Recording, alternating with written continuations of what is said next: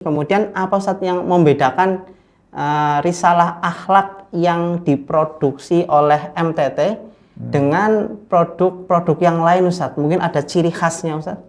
Baik, jadi ciri utama kita itu mengaplikasikan paradigma-paradigma yang ada di tarjih ya. Okay. Di situ ada aspek bayaninya, ada aspek burhaninya, ada aspek irfaninya. Ya, kita landasannya jelas teks Al-Quran dan Sunnah dan beberapa pemikiran ulama.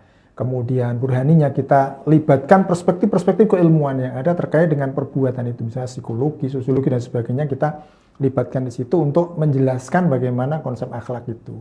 Kemudian aspek irfaninya bagaimana penghayatan akan nilai-nilai yang ada di Quran Sunnah yang kemudian diimplementasikan dalam bentuk perbuatan tapi diteorikan. Nah, itu kita mengkonsepkannya, dasar utamanya adalah rahmah. Prinsip utama yang dipegangi dalam konsep akhlak itu rahmah. Bagaimana sifat atau keagungan Allah yang semuanya itu berpangkal pada rahmah, itu kemudian dikonsepkan, dilihat secara konseptual, kemudian dituangkan, dirumuskan dalam bentuk rumusan-rumusan yang lebih aplikatif, ya, perspektifnya juga luas gitu ya, tidak hanya dari teks saja. Nah, itu nanti yang menjadi dasar munculnya risalah-risalah yang lebih praktis. Nah, yang rahmah ini nanti itu kita perkuat dengan cara pandang yang burhani, bahwa kehidupan dunia itu baik, maka harus diisi dengan sesuatu yang baik, tapi landasannya jelas konsep rahmah, kerahiman atau rahman dan rahimnya Allah. Sehingga kita berbeda. Kita kalau dalam itu tidak hanya teleologisnya ya, tapi ada model deontologis lah mungkin. Jadi kita sudah memulai di situ ada prinsip rahmah. Itu yang paling rahmat ya, rahmat Allah. Jadi Islam itu sebagai rahmah, kemudian Quran pun itu rahmat Allah ya, berasal dari yang maha rahmah, yang maha rahman dan rahim.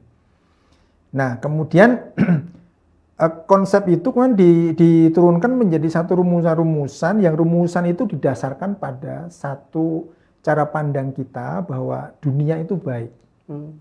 Jadi kita di Persyarikatan di Muhammadiyah dalam konsep teologi afirmatif itu dunia itu baik. Maka dunia itu harus diisi dengan sesuatu yang baik. Nah, untuk mengisi dunia dengan sesuatu yang baik harus ada konsep-konsep yang jelas, teorinya jelas, pandangan filsafat atau filosofinya jelas, dituangkan dalam bentuk aktivitas-aktivitas yang jelas pula. Kemudian yang ketiga, karena dunia baik harus diisi dengan sesuatu yang baik, dan prinsip-prinsip yang baik itu tadi sudah dirumuskan di buku Risalah Islam, Risalah Akhlak Islam yang filosofis. Maka kemudian yang ketiga, semuanya itu landasannya harus ihsan dalam berbagai hal. Ya, baik ihsan kepada Allah, ihsan kepada sesama manusia, ihsan kepada hewan sama al-makhluqat gitu ya. Jadi, tetapi itu kalau di Risalah Akhlak yang pertama itu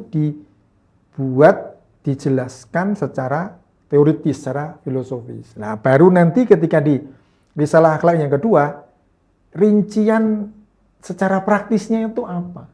Kepada Allah rinciannya bagaimana? Kepada manusia rinciannya bagaimana? Kepada makhlukat rinciannya bagaimana? Dan itulah yang menjadi penciri utama bagaimana rumusan akhlak di kita di Muhammadiyah ya, di Majelis Tarjih ya, di MTT ini, dengan rumusan yang lain itu kita memadukan dari banyak perspektif tapi menyatu menjadi satu konsep yang bangunan teorinya itu jelas dan nanti diturunkan dalam bentuk aplikasi rumusan-rumusan yang sangat detail itu juga jelas, rujukannya jelas kemana begitu. Oke, menarik sekali pemirsa Tarjih menjawab pembahasan mengenai risalah akhlak ini.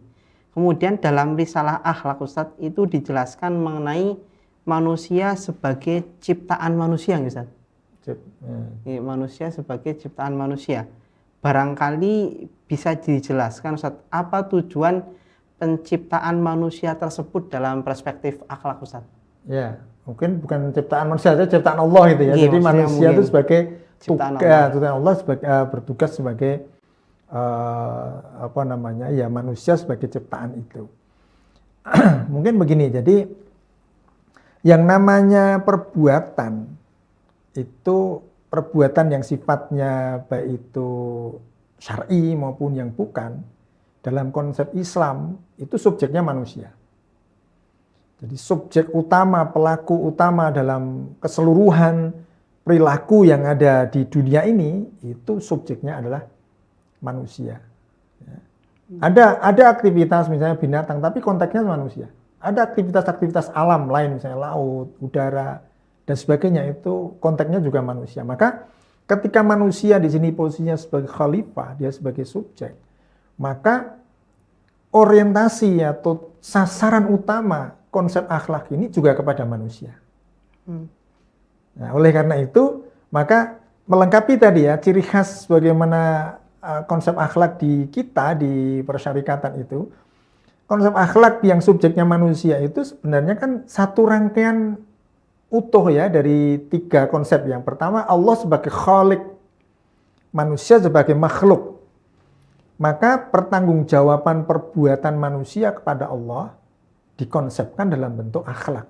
Antara khalik, makhluk, dan akhlak itu wazannya sama. Kholako, gitu ya. Kholako. Jadi itu satu rangkaian, satu kesatuan utuh yang tidak bisa dilepaskan.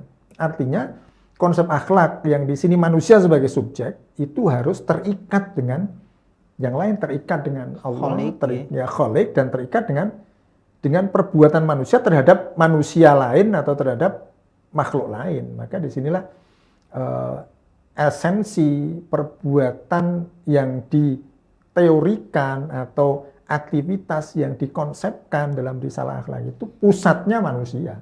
Oh iya iya. Jadi bukan makhluk lain, tapi pusatnya manusia. Oh, yang berhubungan langsung sama kholik gitu Ustaz. Betul. Jadi kholik, makhluk ada akhlaknya. Ya, oke. Jadi, baik Ustaz. Berarti rumusannya begitu. Oke. Satu kesatuan kata antara kholik, kemudian makhluk dan juga akhlak itu sendiri Ustaz.